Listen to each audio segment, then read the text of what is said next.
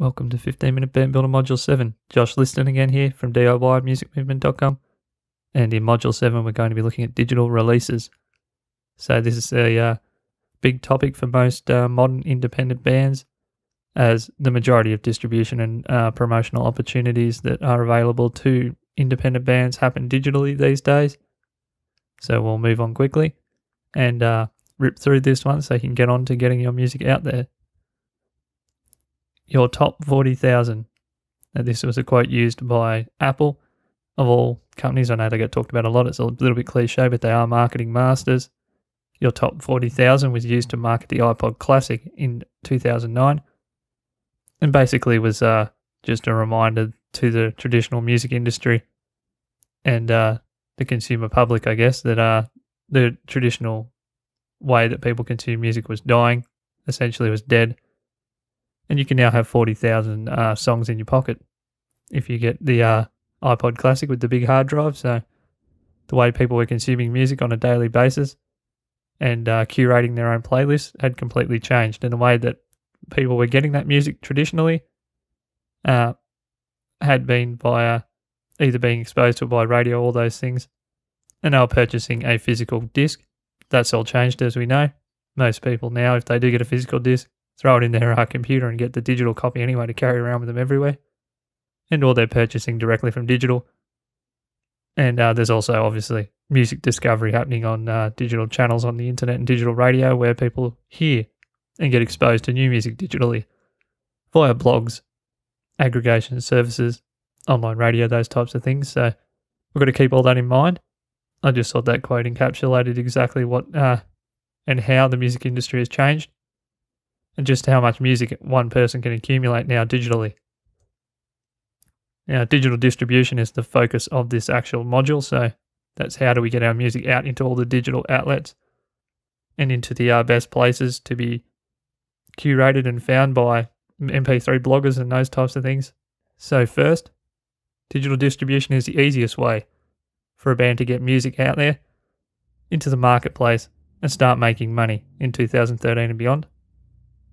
Essentially, there's no real startup cost besides the initial aggregation, which we'll talk about in a minute, what exactly that is.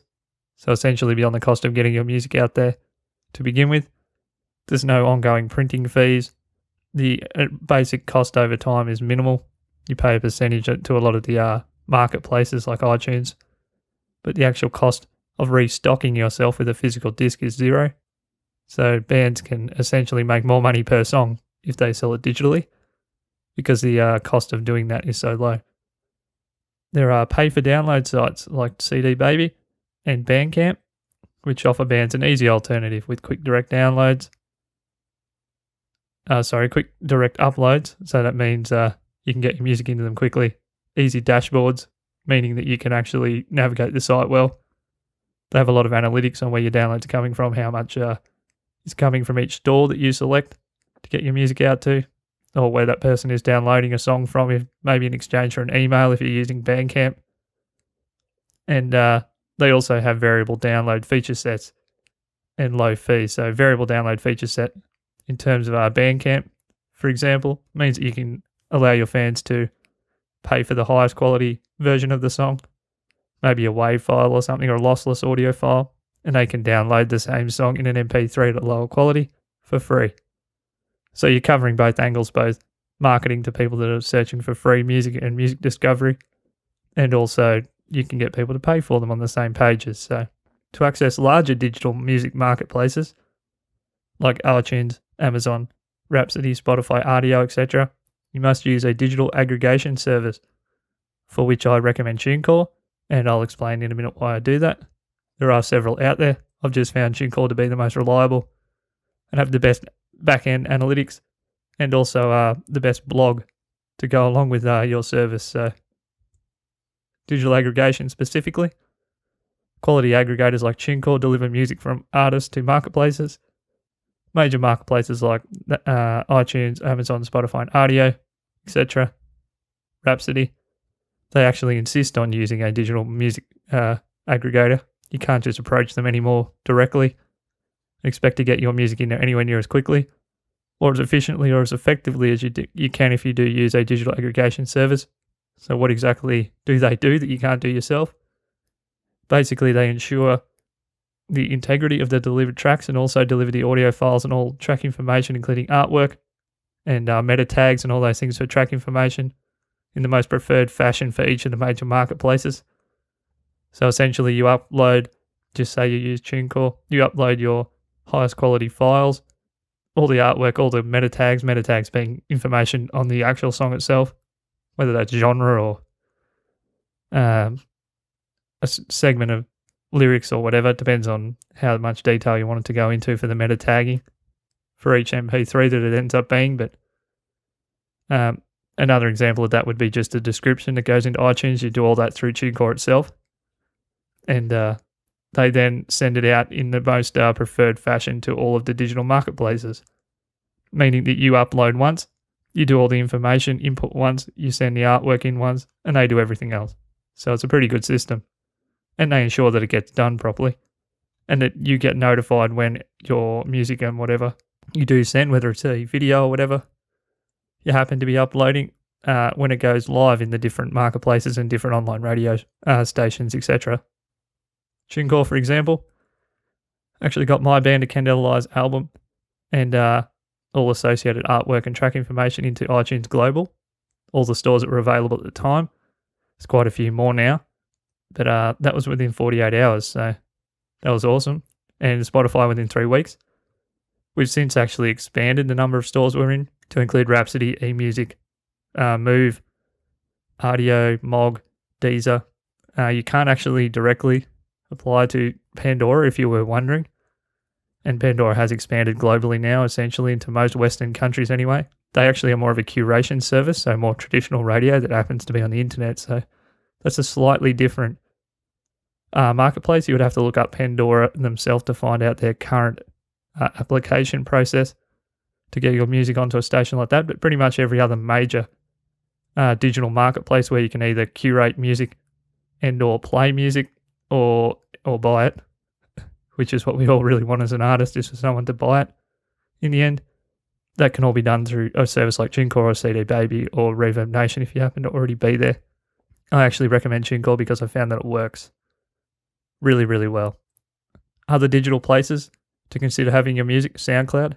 Now, SoundCloud's great for reliable free hosting of your files that you can send to the press or to a fan or to directly put into your Facebook news feed or anything like that. So SoundCloud, I think that's the best free music hosting. Reverb Nation is another great hosting tool. It's a little bit more cluttered, their dashboard, so it can be a little bit overwhelming, the amount of different things that are going on the Reverb Nation backend. It's because they have a lot of tools, from email servicing to they're basically a fully featured musician product for independent bands. But if you're just looking for pure music hosting, somewhere to keep your files, I find that the way that fans can interact with SoundCloud and the ease of use on the back end of SoundCloud as an artist is better.